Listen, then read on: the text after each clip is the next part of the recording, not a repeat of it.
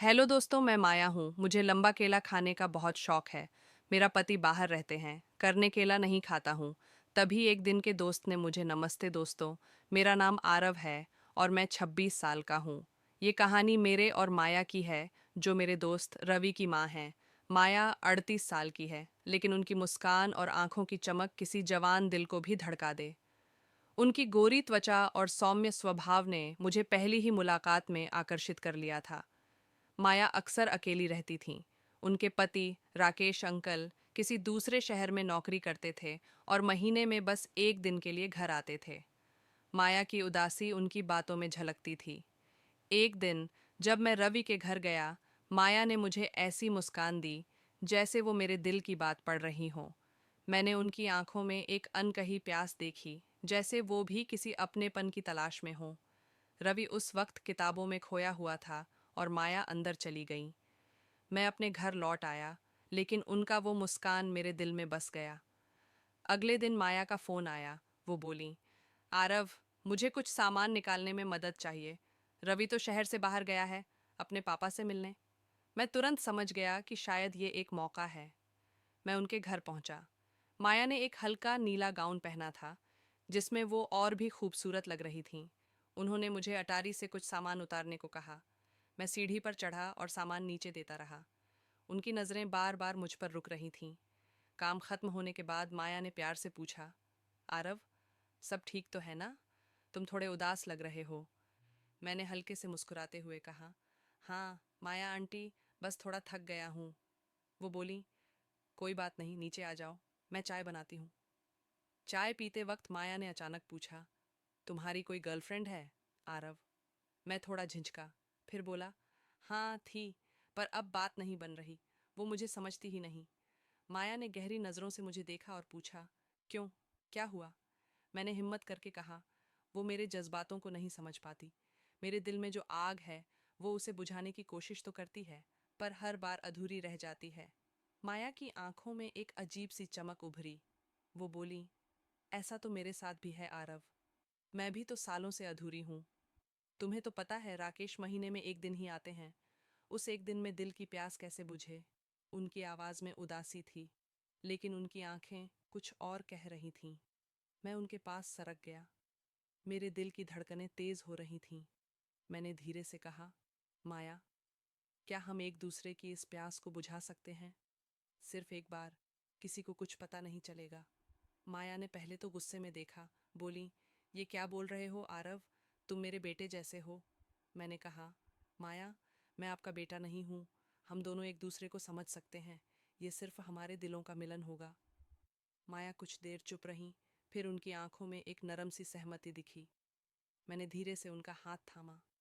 पहले तो वो झिझकीं, लेकिन फिर वो भी मेरे करीब आईं। उस पल में सिर्फ हम थे और हमारे दिलों की धड़कनें। वो पल जादुई था। न कोई शब्द, न कोई शिकायत, बस एक दूसरे के लिए एक अनकहा वादा। जब सब कुछ थम गया, माया ने मुस्कुराते हुए कहा, तुम्हारा दिल सचमुच बहुत गहरा है आरव। मैंने हंसकर जवाब दिया, और आपका साथ तो जैसे सपना है। वो हंसी और बोली, चलो अब शावर ले लो, मैं रवि के कुछ कपड़े निकाल देती हूँ। शावर के बाद माया फिर मेरे पास आईं। उनकी मुस्कान में अब शरारत थी। वो बोली, अब तो तुम्हारा सिग्नल फुल है आरव, दोबारा कॉल करोगे ना? मैं समझ गया कि उनका दिल फिर से मेरे साथ दौड़ना चाहता है। उसके बाद जब भी मौका मिलता, हम अपने दिलों की बातें और जज्बात बांट लेते। माया मेरे लिए सिर्फ एक दोस्त नहीं, बल्कि एक ऐसी शख्सियत बन गई जिन्होंने मुझे प्यार का असली मतलब सिखाया। माया और मेरे बीच का रिश्ता अब एक खूबसूरत राज बन चुका था। हमारी मुलाकातें अब शहर के बाहर उस छोटी सी कॉफ़ी शॉप तक सीमित थीं, जहां हम एक दूसरे की आंखों में खो जाते। लेकिन रवि का शक मेरे मन में एक कांटा बनकर चुभ रहा था। मैं नहीं चाहता था कि मेरी और माया की ये अनमोल कहानी किसी गलत फहमी की भेंट चढ़ जाए। एक शाम मैं और माया उस कॉफ़ी शॉप में बैठे थे। बाहर हल्की बारिश हो रही थी और माया की आंखें बारिश की बूंदों की तरह चमक रही थीं। वो बोली, आरव, तुमने कभी सोचा कि अगर ये सब एक दिन खत्म हो गया तो क्या होगा? मैंने उनका हाथ थामा और कहा, माया, कुछ भी खत्म नहीं होगा। हमारा प्यार इस बारिश की तरह है, शायद छुपकर बरसता है, पर इसका हर कतरा अनमोल है। माया ने मुस्कुराकर मेरी बात टाल दी, लेकिन उनकी आंखों में एक अनकहा डर था। उसी रात जब मैं घर लौटा, मेरा फोन बजा। स्क्रीन पर रवि का नाम था। मेरे दिल की धड़कनें तेज हो गईं। मैंने फोन उठाया और रवि ने बिना किसी भूमिका के कहा, आरव, तू मम्मी से इतना क्यों मिलता है? मुझे कुछ ठीक नहीं लग रहा। मैंने हंसने की कोशिश की। अरे रवि, तू क्या सोच रहा है? मैं तो बस आंटी की मदद करता हूँ। लेकिन रवि की आवाज में शक साफ झलक रहा था। उसने कहा, ठीक है, पर तू अब थोड़ा कम जा मम्मी के पास। मुझे अच्छा नहीं लगता। उस रात मैं सो नहीं पाया। माया और मेरे रिश्ते की नींव प्यार थी, लेकिन रवि का शक उस नींव को हिला रहा था। अगले दिन मैंने माया को फोन किया और सारी बात बताई। माया ने शांत स्वर में कहा, आरव, शायद हमें कुछ समय के लिए दूरी बना लेनी चाहिए। मैं नहीं चाहती कि रवि को कोई गलत फहमी हो। वो मेरा बेटा है और तुम उसका दोस्त। मैंने कहा, माया, तुम्हें छोड़ना मेरे लिए आसान नहीं है, लेकिन अगर तुम्हें लगता है कि ये सही है तो मैं तुम्हारी बात मानूंगा। उसके बाद कुछ हफ्ते हम नहीं मिले। मैं माया को फ़ोन भी नहीं करता था, क्योंकि मुझे डर था कि रवि को और शक हो जाएगा। लेकिन माया की यादें मेरे दिल में हर पल तैरती रहती थीं। उनकी वो मुस्कान, उनकी बातें और वो पल जब हम एक दूसरे के करीब होते थे, सब कुछ मेरे साथ था। एक दिन अचानक माया का मैसेज आया, आरव, क्या तुम आज शाम को कॉफ़ी शॉप आ सकते हो? मुझे तुमसे कुछ ज़रूरी बात करनी है। मेरे दिल में एक अजीब सी बेचैनी थी। मैंने तुरंत हाँ कहा और शाम को कॉफ़ी शॉप पहुंच गया। माया वहां पहले से बैठी थी। उनकी आंखें लाल थीं, जैसे वो रो चुकी हों। मैंने घबराते हुए पूछा, माया, क्या हुआ? सब ठीक तो है? माया ने एक गहरी सांस ली और बोली, आरव, राकेश को मेरे और तुम्हारे बारे में कुछ शक हो गया है। वो अगले हफ्ते घर आ रहे हैं और मुझसे बहुत सवाल पूछ रहे हैं। मेरे पैरों तले ज़मीन खिसक गई। मैंने कहा, माया, क्या वो जानते हैं हमारे बारे में? माया ने सिर हिलाया। नहीं, पूरी बात नहीं, लेकिन किसी ने उन्हें बताया है कि तू मेरे घर ज्यादा आता है। मैंने माया का हाथ थामा और कहा, माया, मैं तुम्हें अकेले नहीं छोड़ूंगा। अगर राकेश अंकल को कुछ कहना है तो मैं उनसे बात करूंगा। माया ने मेरी आंखों में देखा और बोली, नहीं आरव, ये मेरी जिम्मेदारी है। मैं राकेश से बात करूंगी, लेकिन तुम वादा करो, चाहे कुछ भी हो, तुम मेरे साथ रहोगे। मैंने उनकी आंखों में देखकर कहा, माया, मैं तुम्हारे साथ हूँ, आज भी और हमेशा। उस रात हमने फैसला किया कि हम अपने रिश्ते को और सावधानी से निभाएंगे। माया ने कहा कि वो राकेश से बात करेंगी और उन्हें समझाएंगी कि मेरी मदद सिर्फ दोस्ती की वजह से थी। लेकिन मेरे मन में एक सवाल था, क्या हमारा प्यार इस तूफान को झेल पाएगा? अगले कुछ दिन मेरे लिए बहुत मुश्किल थे। माया और मेरे बीच बातचीत कम हो गई थी, लेकिन हर रात मैं उनके पुराने मैसेज पढ़ता और उनकी आवाज़ को याद करता। एक सुबह माया का फ़ोन आया। उनकी आवाज़ में एक नई ताजगी थी। वो बोली, आरव, मैंने राकेश से बात कर ली। मैंने उन्हें सब कुछ बता दिया, हमारी दोस्ती, हमारी बातें और ये कि तुम मेरे लिए कितने ख़ास हो। मैं स्तब्ध रह गया। माया, तुमने सब बता दिया? वो हंसी और बोली, हाँ, लेकिन मैंने ये भी कहा कि मेरा दिल अब तुम्हारे बिना अधूरा है। राकेश ने बहुत कुछ समझा और वो चाहते हैं कि मैं खुश रहूं। मेरे पास शब्द नहीं थे। माया ने आगे कहा, आरव, अब हमें छुपने की ज़रूरत नहीं, लेकिन हमें समय चाहिए, समाज को, रवि को और खुद को समझाने के लिए। उस दिन के बाद माया और मेरी कहानी एक नए रास्ते पर चल पड़ी। हम अब खुलकर नहीं मिलते थे, लेकिन हमारे बीच का प्यार पहले से कहीं ज़्यादा गहरा हो गया था। हमने एक दूसरे को वादा किया कि चाहे दुनिया कुछ भी कहे, हम अपने दिलों को कभी अलग नहीं होने देंगे। माया के साथ वो पहला दिन मेरे लिए किसी सपने से कम नहीं था। उनकी हंसी, उनकी आंखों की वो चमक और वो अनकहा प्यार मेरे दिल में बस गया था। लेकिन जैसे हर खूबसूरत सपने के बाद सुबह होती है, मेरे मन में भी एक डर था। क्या ये पल हमेशा रह पाएंगे? क्या माया और मैं इस रिश्ते को इस छोटे से शहर की नज़रों से बचा पाएंगे? अगले कुछ हफ्तों में मैं और माया एक दूसरे के और करीब आए। जब भी रवि शहर से बाहर होता, मैं किसी न किसी बहाने माया के घर चला जाता। कभी उनकी गाड़ी ठीक करने के नाम पर, तो कभी बाजार से सामान लाने के बहाने। हर मुलाकात में हमारा रिश्ता और गहरा होता। माया अब सिर्फ मेरे दोस्त की माँ नहीं थी, वो मेरे दिल की धड़कन बन चुकी थी। एक दिन माया ने मुझे अपने घर के बगीचे में बुलाया। वो एक पुरानी बेंच पर बैठी थीं। उनके हाथ में एक गुलाब का फूल था। मैं उनके पास बैठा और वो बोली, आरव, तुमने कभी सोचा है कि प्यार क्या होता है?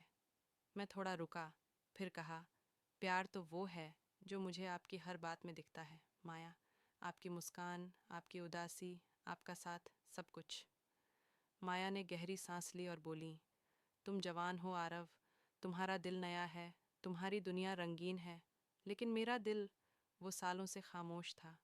तुमने उसे फिर से गाना सिखाया, पर मुझे डर है, क्या ये गाना हमेशा चल पाएगा? उनकी आंखों में एक अनकहा डर था और मैंने उनका हाथ थाम लिया। माया, मैं वादा करता हूँ, जब तक आप चाहेंगी मैं आपके साथ हूँ। ये दुनिया, ये समाज, ये सब हमें नहीं समझेगा, लेकिन हमारे दिल तो एक दूसरे को समझते हैं ना? मैंने कहा। माया ने मेरी तरफ देखा और उनकी आंखों में आंसुओं के साथ एक मुस्कान थी। वो बोली, तुम सच में मेरे लिए एक सपना हो आरव। उस दिन हमने बगीचे में देर तक बातें की। माया ने मुझे अपनी जवानी की कहानियां सुनाई, कैसे वो कॉलेज में सबसे हसीन लड़की थीं, कैसे राकेश अंकल उनके पीछे पड़े थे और कैसे शादी के बाद उनकी ज़िंदगी एक रूटीन बन गई। मैंने भी उन्हें अपने सपनों की बात बताई, कैसे मैं एक दिन बड़ा लेखक बनना चाहता हूँ और कैसे माया मेरी हर कहानी की प्रेरणा बन रही थी। लेकिन हर खूबसूरत कहानी में एक मोड़ आता है। एक दिन रवि ने मुझे फ़ोन किया। उसकी आवाज़ में कुछ अजीब सा गुस्सा था। आरव, तू मेरे घर इतना क्यों जाता है? मम्मी को कुछ बोलते क्यों नहीं? वो तुझसे इतना काम क्यों करवाती हैं? मैं घबरा गया। क्या रवि को कुछ शक हो गया था? मैंने हंसकर बात टाल दी। अरे, बस आंटी को मदद चाहिए होती है। तू तो बाहर रहता है तो मैं ही संभाल लेता हूँ। लेकिन रवि का शक मेरे लिए एक चेतावनी था। मैंने माया से इस बारे में बात की। वो बोली, आरव, हमें थोड़ा सावधान रहना होगा। मैं नहीं चाहती कि तुम्हारी और रवि की दोस्ती में कोई दरार आए।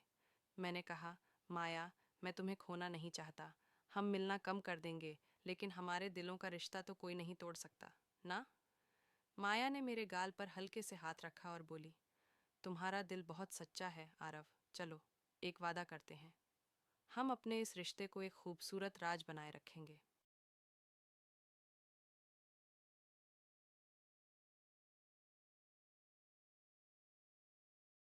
एक नई सुबह की शुरुआत सर्द रात थी और गांव की शांत वादियों में केवल झींगुरों की आवाज गूंज रही थी। राधा, एक विधवा जो अपने पति के गुजरने के बाद से अकेलेपन की साए में जी रही थी, अपने छोटे से मिट्टी के घर में चूल्हे के पास बैठी थी। उसका दिल भारी था, लेकिन उसने हमेशा अपनी जिंदगी को संभालने की कोशिश की थी। उसका देवर किशन, जो गांव में अपनी मेहनत और नेकदिली के लिए जाना जाता था, अक्सर उसका ध्यान रखता था। किशन और राधा के बीच का रिश्ता हमेशा से सादगी और सम्मान से भरा था। लेकिन उस रात, जब हवा में ठंडक थी और आसमान में तारे चमक रहे थे, कुछ ऐसा हुआ जो राधा के दिल को छू गया। रात के 11 बजे होंगे। राधा अपने बिस्तर पर लेटी थी। नींद उसकी आंखों से कोसों दूर थी। तभी दरवाजे पर एक हल्की सी खटखट हुई। राधा चौंक गई। इतनी रात को कौन हो सकता था? उसने अपनी चादर लपेटी और दरवाजे की ओर बढ़ी। कौन है? उसने हल्की सी डरी हुई आवाज में पूछा। भाभी, मैं हूँ, किशन। बाहर से आवाज आई। राधा ने दरवाज़ा खोला। किशन बाहर खड़ा था। उसके हाथ में एक छोटा सा लालटेन था, जिसकी मध्यम रोशनी उसके चेहरे पर पड़ रही थी। उसकी आंखों में एक अजीब सी चमक थी जो राधा ने पहले कभी नहीं देखी थी। इतनी रात को, किशन, सब ठीक है ना? राधा ने चिंता से पूछा। किशन ने एक गहरी सांस ली और मुस्कुराया। भाभी, सब ठीक है, बस मन नहीं लगा। सोचा आपसे थोड़ी बात कर लूं। राधा को उसकी बात अजीब लगी, लेकिन उसने उसे अंदर बुला लिया। दोनों आंगन में बैठ गए, जहां चांद की रोशनी फैली हुई थी। किशन ने लालटेन को एक तरफ रख दिया और राधा की ओर देखा। भाभी, मैं जानता हूँ आपके लिए ये साल आसान नहीं रहे, लेकिन मैं ये भी जानता हूँ कि आप कितनी मजबूत हैं। मैंने हमेशा आपका सम्मान किया है, लेकिन आज आज मैं कुछ कहना चाहता हूँ। उसकी आवाज़ में एक हल्की सी कांप थी। राधा का दिल तेज़ी से धड़कने लगा। उसने किशन की ओर देखा। उसकी आंखों में कुछ ऐसा था जो उसे बेचैन कर रहा था। क्या बात है किशन? उसने धीरे से पूछा।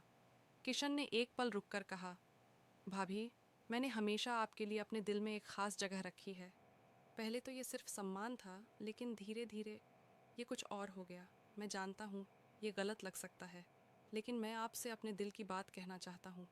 मैं आपकी ज़िंदगी का हिस्सा बनना चाहता हूँ, न सिर्फ एक देवर के रूप में, बल्कि उससे कहीं ज़्यादा। राधा की सांसें थम सी गईं। उसने कभी नहीं सोचा था कि किशन के मन में उसके लिए ऐसी भावनाएं होंगी। उसका मन उलझन में पड़ गया। एक तरफ समाज की रीतियां थीं और दूसरी तरफ किशन की सच्चाई, जो उसकी आंखों में साफ झलक रही थी।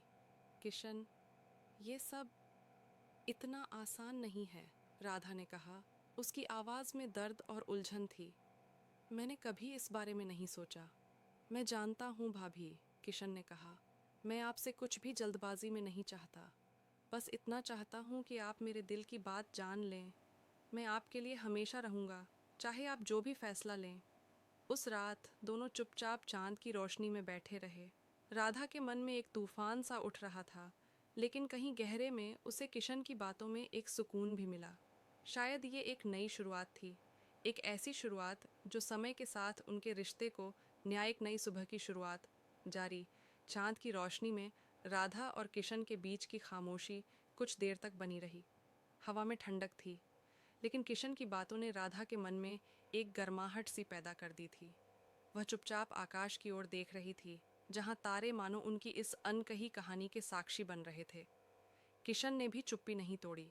शायद वह राधा को अपने मन की उथल पुथल को समझने का वक्त देना चाहता था। कुछ देर बाद राधा ने धीरे से सिर उठाया और किशन की ओर देखा। उसकी आंखों में एक अजीब सी चमक थी, उलझन, डर और शायद कहीं गहरे में एक उम्मीद। किशन, उसने धीमी आवाज में कहा, तुम्हें पता है मेरी जिंदगी में कितने साल सिर्फ खामोशी और अकेलेपन के नाम रहे। मैंने कभी नहीं सोचा था कि कोई मेरे लिए ऐसा सोचेगा, खासकर तुम। किशन ने हल्के से मुस्कुराते हुए कहा, भाभी, मैं जानता हूँ कि ये सुनना आपके लिए आसान नहीं है, लेकिन मैं ये भी जानता हूँ कि आपने हमेशा दूसरों के लिए जिया है, सबके लिए, पर खुद के लिए कभी नहीं। मैं चाहता हूँ कि आप फिर से मुस्कुराएं, फिर से जिए। राधा के मन में एक तूफान सा उठ रहा था। उसने अपने पति को खोने के बाद जिंदगी को एक बोझ की तरह ढोया था। गांव की नज़रें, समाज की रीतियां और अपने दिल की खामोशी ने उसे बांध रखा था। लेकिन किशन की बातों में एक सच्चाई थी जो उसे झकझोर रही थी। किशन, अगर मैं तुम्हारी बात मान भी लूं तो क्या होगा? राधा ने पूछा। उसकी आवाज़ में एक हल्की सी हिचक थी। गांव वाले, रिश्तेदार, सब क्या कहेंगे? मैं एक विधवा हूँ और तुम मेरे देवर। ये दुनिया हमें कभी माफ़ नहीं करेगी। किशन ने एक गहरी सांस ली और राधा की आंखों में देखा। भाभी, दुनिया का डर मुझे भी है, लेकिन मैं ये भी जानता हूँ कि ज़िंदगी एक बार मिलती है। अगर हम अपने दिल की सुनने की हिम्मत नहीं करेंगे तो क्या हम सचमुच जिएंगे? मैं वादा करता हूँ, मैं तुम्हें कभी अकेले नहीं छोड़ूंगा। चाहे दुनिया कुछ भी कहे, मैं तुम्हारे साथ खड़ा रहूंगा। राधा की आंखें नम हो गईं।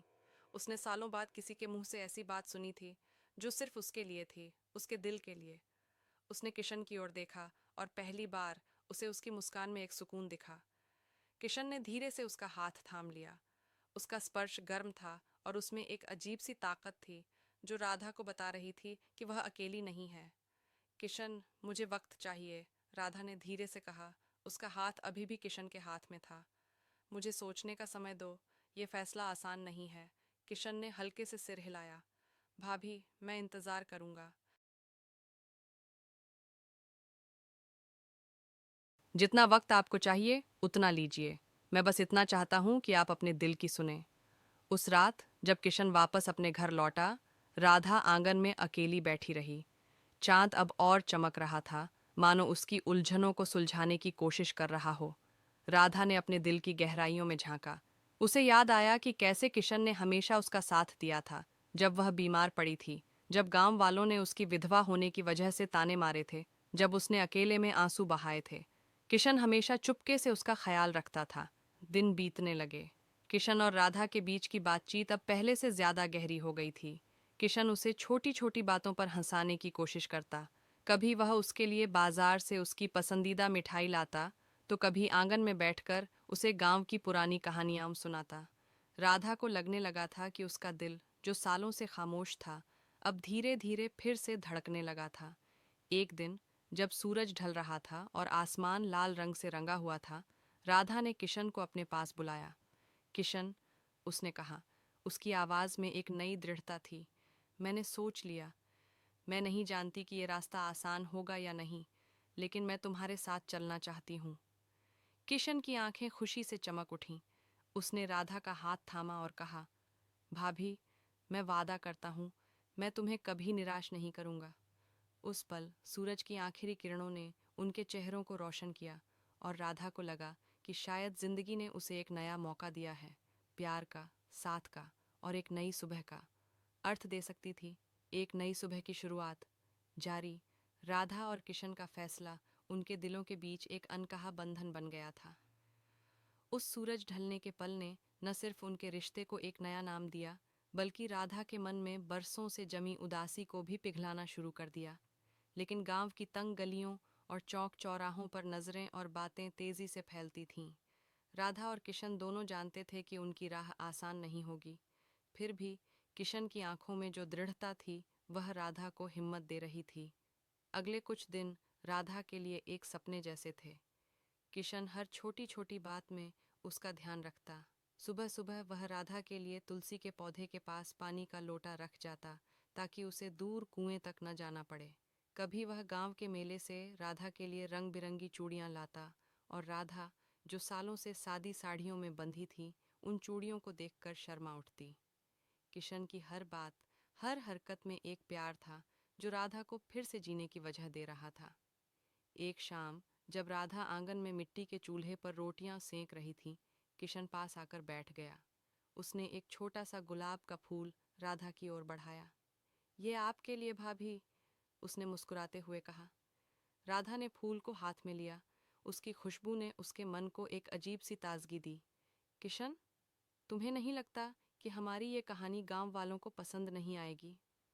राधा ने फूल को सूंघते हुए धीरे से कहा। उसकी आवाज़ में अब डर कम और एक नई हिम्मत ज़्यादा थी।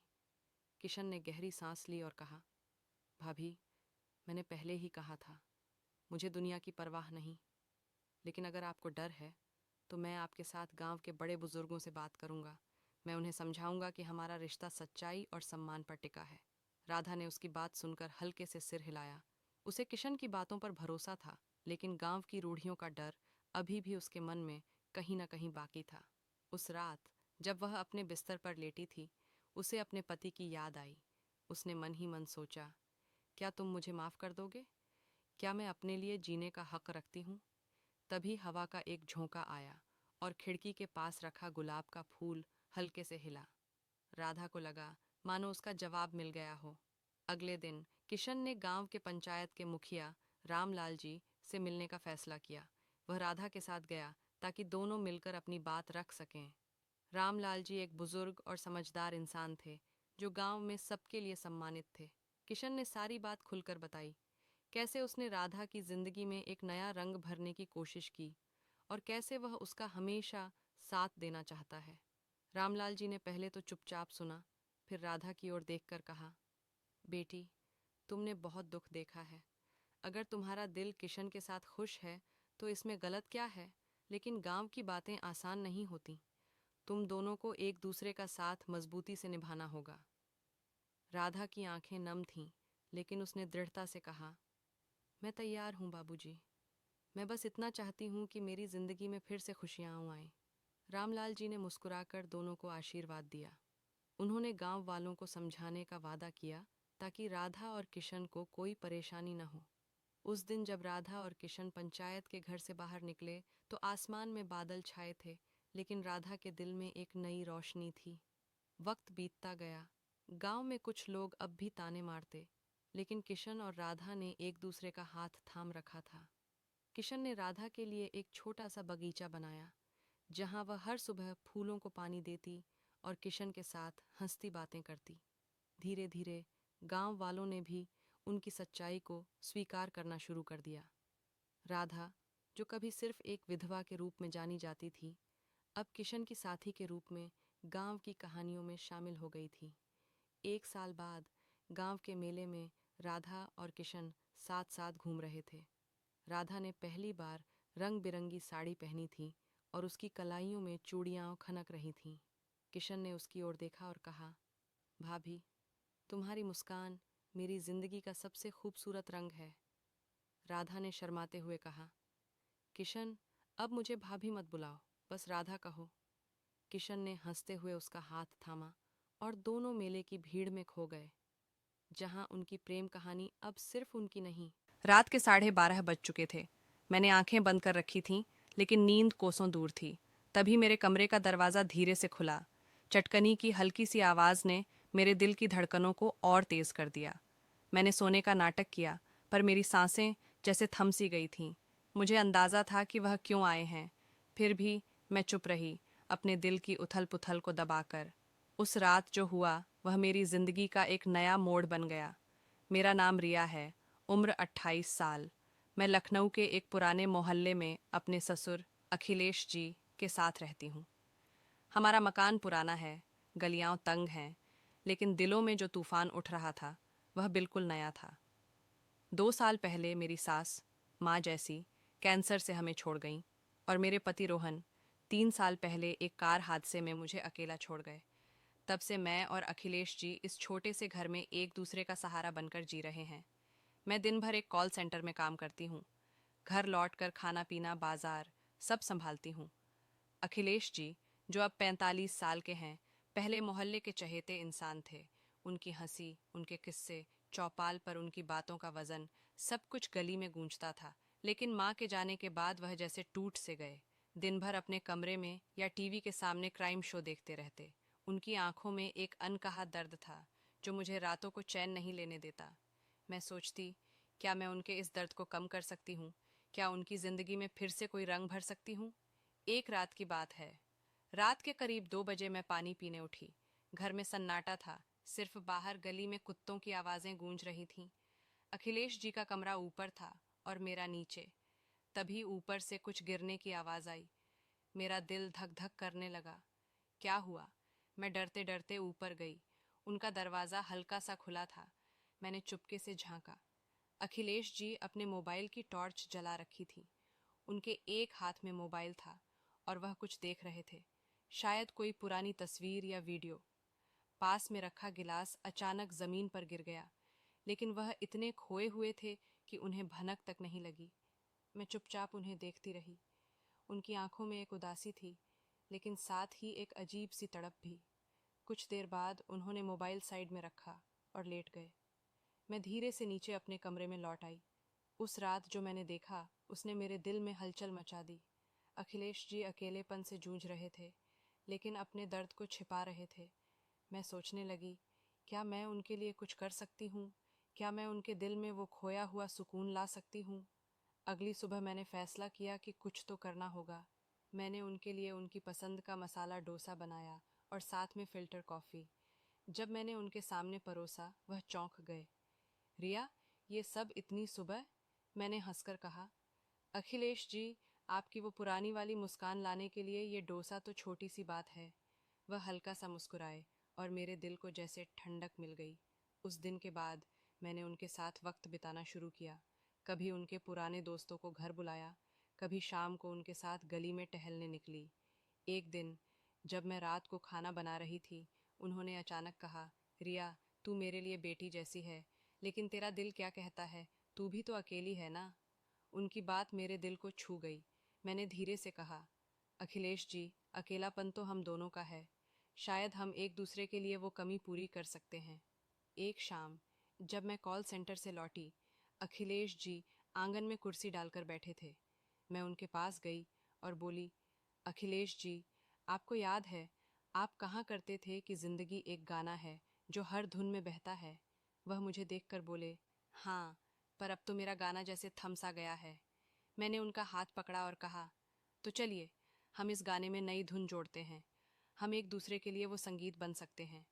उस रात जब घर की बत्तियां बुझ गईं, मैंने देखा कि अखिलेश जी मेरे कमरे के पास खड़े थे। उनकी आंखों में हिचक थी, लेकिन एक गहरी चाहत भी। मैंने पूछा, अखिलेश जी, सब ठीक?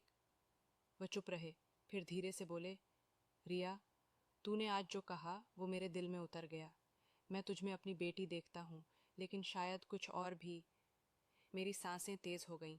मैंने हल्के से कहा, अखिलेश जी, हम दोनों ने बहुत कुछ खोया है, लेकिन शायद हम एक दूसरे में वो खुशी ढूंढ सकते हैं जो हमें चाहिए। लोग क्या कहेंगे, ये सोचकर जिंदगी थमती नहीं। उन्होंने मेरा हाथ थामा। उनकी हथेली में एक गर्माहट थी जो मेरे दिल तक उतर गई। वह बोले, रिया, ये रास्ता आसान नहीं। मैंने मुस्कुराकर कहा, अखिलेश जी, जो आसान होता है उसमें मज़ा कहाँ। बस आप मेरे साथ रहें, फिर देखिए जिंदगी कैसे गुनगुनाने लगती है। उस रात हमने एक दूसरे के साथ वक्त बिताया। पुरानी बातें, माँ के किस्से, रोहन की शरारतें, और वो दिन जब घर में हंसी गूंजती थी। लेकिन उस रात कुछ बदल गया। अखिलेश जी की आंखों में वो खालीपन कम हो गया और मेरा दिल भी हल्का हो गया। अगले दिन जब मैं दफ्तर से लौटी, अखिलेश जी ने मेरे लिए मेरी पसंद की मसाला चाय और पकौड़े बनाए थे।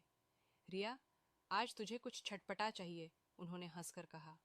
मैंने जवाब दिया, अखिलेश जी, आपने तो मेरी जिंदगी में पहले ही तड़का डाल दिया। वो एक नई शुरुआत थी। न कोई नाम, न कोई रिश्ता, बस दो दिल जो एक दूसरे का सहारा बन गए। बाहर की दुनिया वही थी, लोग, उनकी बातें, उनका शोर। लेकिन हमारे घर में एक नई सुबह थी, जहाँ रिश्ते नहीं, बस एहसास थे। उस दिन के बाद हमारे घर में जैसे एक नया रंग बिखरने लगा। अखिलेश जी की आंखों में वो पुरानी चमक धीरे धीरे लौट रही थी, और मेरा दिल भी जैसे हर दिन हल्का हो रहा था। मैं कॉल सेंटर से लौटती और अखिलेश जी आंगन में मेरे लिए मसाला चाय या कोई छोटा मोटा नाश्ता तैयार रखते।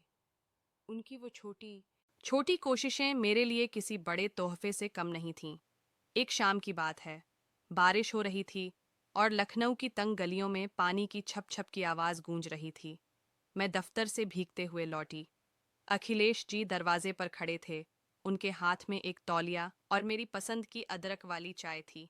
रिया, तू भी ना छाता ले जाना भूल जाती है, उन्होंने हल्की हंसी के साथ कहा।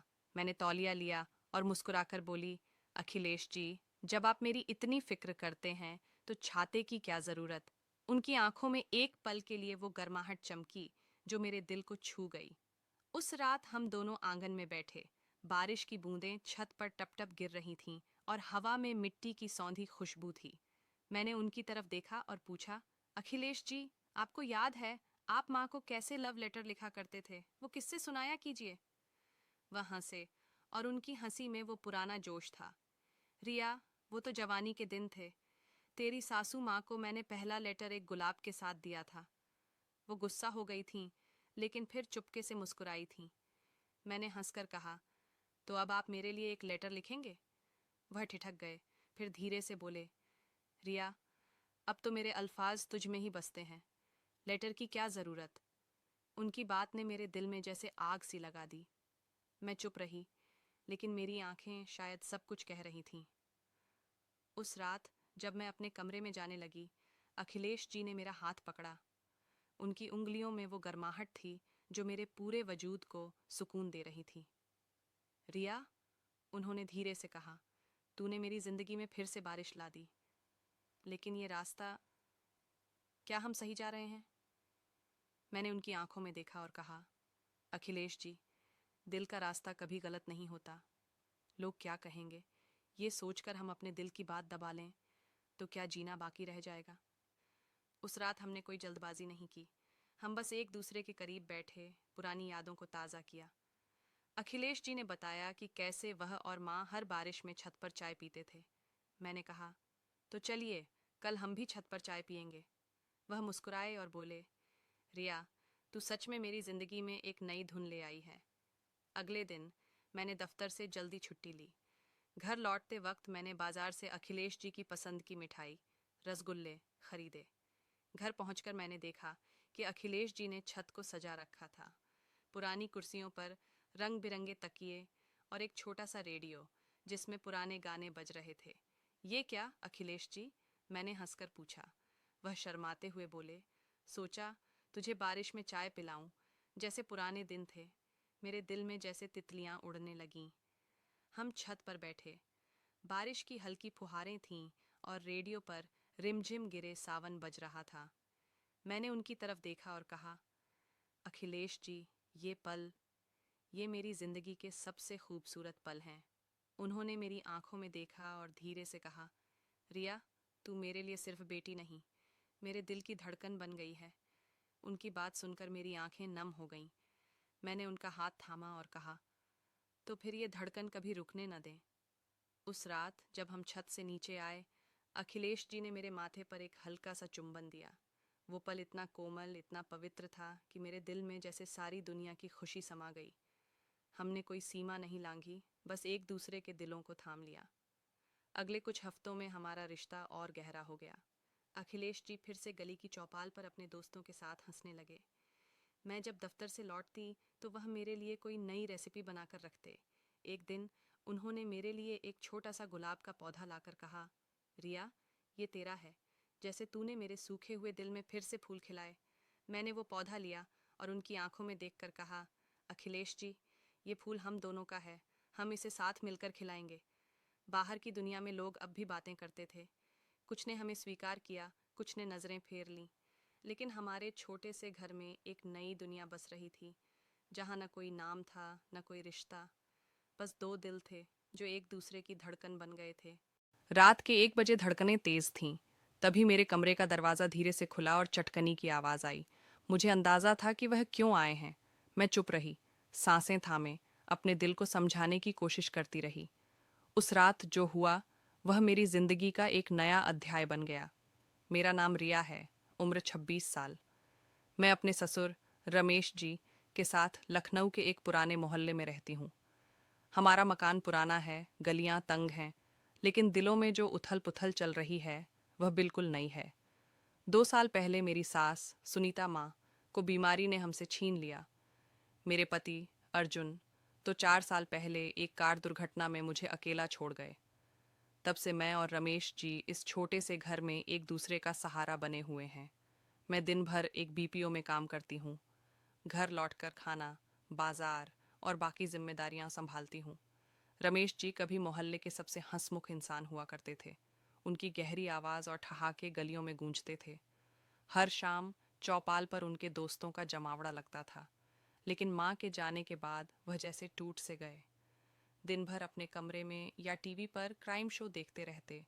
उनकी आंखों में एक गहरी उदासी थी जो मुझे रातों को चैन नहीं लेने देती थी। मैं सोचती, क्या मैं उनके इस दर्द को कम कर सकती हूँ? क्या उनकी ज़िंदगी में फिर से रौनक ला सकती हूँ? एक रात करीब 2:30 मैं पानी पीने उठी। घर में सन्नाटा था। बाहर सड़क पर कुत्तों की भौंकने की आवाज़ें गूंज रही थीं। रमेश जी का कमरा ऊपर था, मेरा नीचे। तभी ऊपर से कुछ गिरने की आवाज़ आई।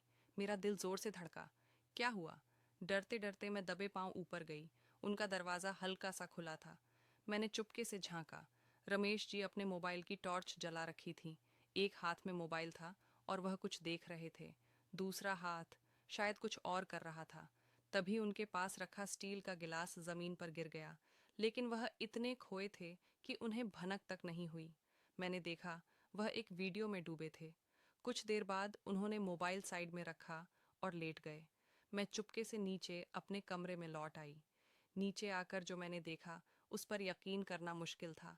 रमेश जी, जिन्हें मैं हमेशा एक पिता की तरह देखती थी, क्या वह भी इस अकेलेपन से जूझ रहे थे? लेकिन फिर मैंने सोचा, यह तो इंसानी फितरत है, इसमें गलत क्या है? उनके अकेलेपन ने मेरे दिल को छू लिया। मैं सोचने लगी, क्या मैं उनके लिए कुछ कर सकती हूँ? क्या मैं उनके दिल में बुझी उस चिंगारी को फिर से जला सकती हूँ? अगली सुबह मैंने फैसला किया कि कुछ तो करना होगा। मैंने उनके लिए उनकी पसंद का नाश्ता बनाया, प्याज का पराठा और मसाला चाय। जब मैंने उनके सामने परोसा, वह चौंक गए। रिया, ये सब इतनी सुबह? मैंने हंसकर कहा। रमेश जी, आपकी वो पुरानी हंसी वापस लाने के लिए ये पराठा तो छोटी सी बात है। वह हल्के से मुस्कुराए और मेरे दिल को सुकून सा मिला। उस दिन के बाद मैंने उनके साथ वक्त बिताना शुरू किया। कभी उनके पुराने दोस्तों को घर बुलाया, कभी शाम को उनके साथ गलियों में टहलने निकली। एक दिन जब मैं रात को खाना बना रही थी, रमेश जी ने अचानक कहा, रिया, तू मेरे लिए बेटी जैसी है, लेकिन तेरा दिल क्या कहता है? तू भी तो अकेली है ना? उनकी बात मेरे दिल को गहरे तक छू गई। मैंने धीरे से कहा, रमेश जी, अकेलापन तो हम दोनों का है। शायद हम एक दूसरे के लिए वो कमी पूरी कर सकते हैं। एक शाम जब मैं ऑफिस से लौटी, रमेश जी आंगन में कुर्सी डालकर बैठे थे। मैं उनके पास गई और बोली, रमेश जी, आपको याद है, आप कहा करते थे कि जिंदगी एक समंदर है जो थमता नहीं। वह मुझे देखकर बोले, हाँ, पर अब मेरा समंदर सूख सा गया है। मैंने उनका हाथ पकड़ा और कहा, तो चलिए हम इस समंदर में फिर से लहरें लाते हैं। हम एक दूसरे के लिए वो बारिश बन सकते हैं। उस रात जब घर की बत्तियां बुझ गईं, मैंने देखा कि रमेश जी मेरे कमरे के पास खड़े थे। उनकी आंखों में हिचक थी, लेकिन एक अनकही चाहत भी। मैंने पूछा, रमेश जी सब ठीक? वह चुप रहे, फिर धीरे से बोले, रिया, तूने जो आज कहा वो मेरे दिल में उतर गया। मैं तुझ में अपनी बेटी देखता हूँ, लेकिन शायद कुछ और भी। मेरी धड़कनें तेज हो गईं। मैंने हल्के से कहा, रमेश जी, हम दोनों ने बहुत कुछ खोया है। शायद हम एक दूसरे में वो सुकून ढूंढ सकते हैं जो हमें चाहिए। लोग क्या कहेंगे, ये सोचकर जिंदगी तो नहीं रुकती। उन्होंने मेरा हाथ थामा। उनकी हथेली में एक गर्माहट थी जो मेरे दिल तक उतर गई। वह बोले, रिया, ये रास्ता आसान नहीं। मैंने मुस्कुराकर कहा, रमेश जी, जो आसान। रोमांटिक कहानी। एक बारिश भरी रात की शुरुआत। रात के 12 बजे थे। घड़ी की सुइयां धीमे धीमे समय की गति को माप रही थीं। बाहर हल्की हल्की बारिश हो रही थी और बिजली की कड़क से आसमान कभी कभी चमक उठता था। मैं, अनन्या, 22 साल की, अपने कमरे में बिस्तर पर लेटी हुई थी। घर में सन्नाटा पसरा था। मेरे माता पिता और भाई बहन एक पारिवारिक शादी में गए थे और मैं घर की देखभाल के लिए रुक गई थी। मेरे साथ सिर्फ मेरे चचेरे भाई आरव 28 साल के थे, जो कुछ दिनों के लिए हमारे घर रुके थे ताकि मैं अकेली न रहूं। बिजली की कड़क से मेरे दिल में डर सा समा गया। मैंने कंबल को और कसकर पकड़ लिया, लेकिन नींद कोसों दूर थी। तभी एक जोरदार बिजली कड़की। डर के मारे मैंने आवाज दी, आरव भैया, मुझे बहुत डर लग रहा है। कुछ ही पलों में आरव मेरे कमरे में आए। उनकी आंखों में नींद थी, लेकिन चेहरे पर हल्की मुस्कान थी। अनन्या, डरने की क्या बात है, मैं हूं ना, उन्होंने नरम स्वर में कहा।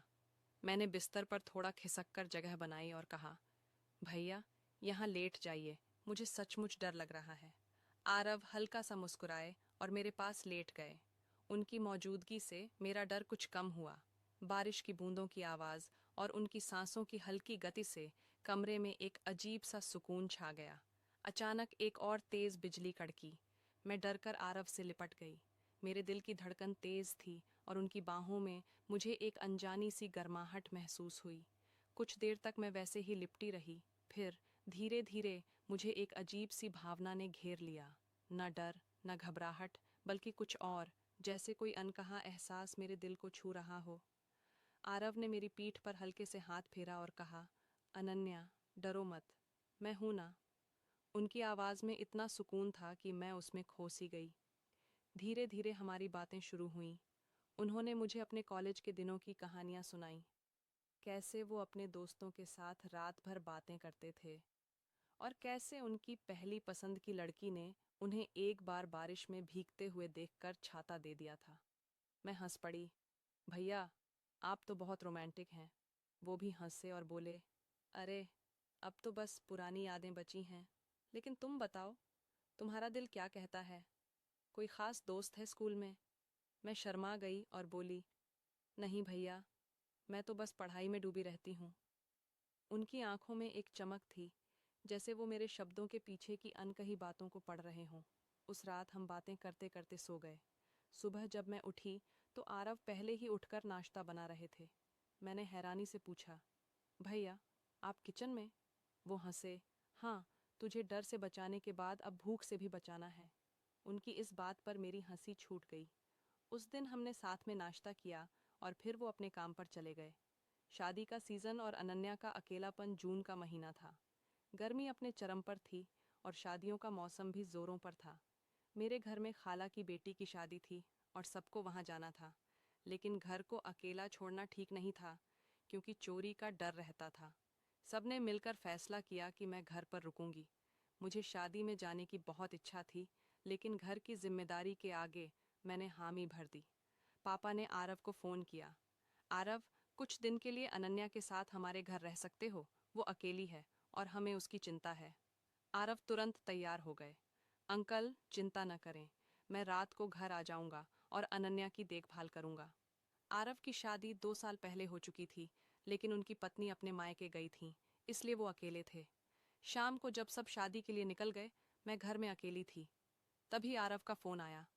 अनन्या, खाने में क्या खाएगी? मैंने हंसते हुए कहा, भैया, कुछ तीखा और स्वादिष्ट, जैसे पनीर टिक्का। वो बोले, ठीक है, मैं ले आता हूँ। जब वो आए तो उनके साथ पनीर टिक्का और ढेर सारी मिठाइयाँ थीं। मैंने रोटी और चावल पहले ही बना लिया था। हमने साथ बैठकर खाना खाया। आरव ने मुझसे कहा, अनन्या, तुम अब पहले से भी ज्यादा खूबसूरत हो गई हो। उनकी तारीफ सुनकर मेरे गाल लाल हो गए। मैंने हंसकर कहा, भैया, आप भी तो कम हैंडसम नहीं हैं। चाची कितनी लकी हैं। वो हंसे और बोले, अरे, शादी के बाद तो बस काम और घर की भागदौड़ है, लेकिन तुम्हारी हंसी देखकर पुराने दिन याद आ गए। खाने के बाद हम देर तक बातें करते रहे। रात के 1 बजे तक हम हंसते बतियाते रहे। आरव की बातों में एक अजीब सा जादू था। वो हर पल को हल्का और खुशनुमा बना देते थे। फिर मैं अपने कमरे में सोने चली गई और वो अपने कमरे में। एक अनकहा एहसास। अगले दिन सुबह मैं जल्दी उठी और नाश्ता बनाने लगी, लेकिन आरव अभी भी सो रहे थे। मैंने उन्हें आवाज़ दी, भैया उठिए, आपको लेट हो जाएगा। जब वो नहीं उठे तो मैं उनके कमरे में गई। उनकी नींद में एक मासूमियत थी जो मुझे देखते ही रहने को मजबूर कर रही थी। मैंने हल्के से उनकी चादर खींची और वो एकदम से उठ बैठे। अरे अनन्या, इतनी सुबह? मैं हंस पड़ी और बोली, भैया, नाश्ता तैयार है, जल्दी नहा लीजिए। उस दिन घर में अकेलेपन का एहसास हुआ। मैंने पेंटिंग की, फिर फ़ोन चलाया और कब सो गई पता ही नहीं चला। जब उठी तो देखा कि आरव के आने का समय हो गया था। मैंने जल्दी से नहाया और अपनी पसंदीदा नीली ड्रेस पहनी। ये ड्रेस मेरे शरीर पर पूरी तरह फिट थी और मुझे बहुत पसंद थी। जैसे ही मैं कमरे से बाहर आई, आरव की नज़र मुझ पर ठहर गई। वाह अनन्या, ये ड्रेस तो तुम पर कमाल लग रही है, उन्होंने कहा। उनकी तारीफ में एक गहराई थी जो मेरे दिल को छू गई। उस रात बिजली चली गई। गर्मी से मैं पसीने में भीग चुकी थी। आरव ने अपने फ़ोन की टॉर्च जलाई और बोले, अनन्या, गर्मी बहुत है, चलो खाना बनाते हैं। हमने मिलकर खाना बनाया। किचन में काम करते हुए उनकी नज़रें बार बार मुझ पर रुक रही थीं। मुझे उनकी नज़रों में एक अनकहा सा आकर्षण दिख रहा था, लेकिन मैंने खुद को संभाला। वो मेरे चचेरे भाई थे और मैं नहीं चाहती थी कि मेरे मन की उलझनें गलत दिशा में जाएं। खाना बनने के बाद मैंने फिर से नहाया और एक हल्की नाइटी पहनी। जब मैं छत पर गई, जहां हमने सोने का फैसला किया था, तो आरव मुझे देखकर चुप हो गए। अनन्या, तुम सचमुच बहुत खूबसूरत हो, उन्होंने धीमे स्वर में कहा। मैं शर्मा गई और बोली, भैया, आप भी तो कम नहीं हैं। एक नई शुरुआत। उस रात छत पर लेटे हुए हमने ढेर सारी बातें की। आरव ने मुझसे पूछा, अनन्या, तुम्हारा सपना क्या है? तुम जिंदगी में क्या चाहती हो?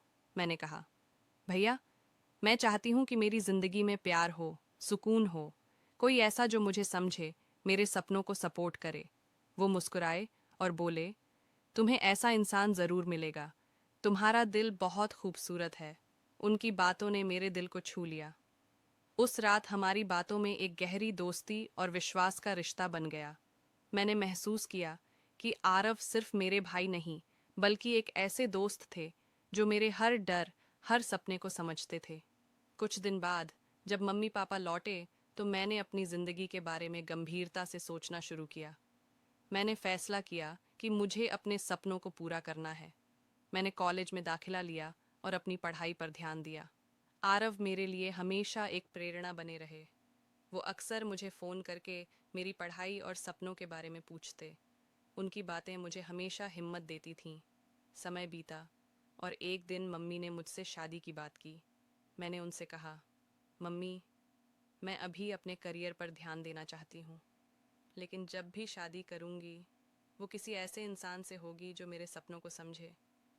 मम्मी मुस्कुराईं और बोलीं, बेटी, तुम्हें ऐसा इंसान ज़रूर मिलेगा। आज मैं अपनी ज़िंदगी में खुश हूँ। मैंने अपने सपनों को सच करने की राह चुनी।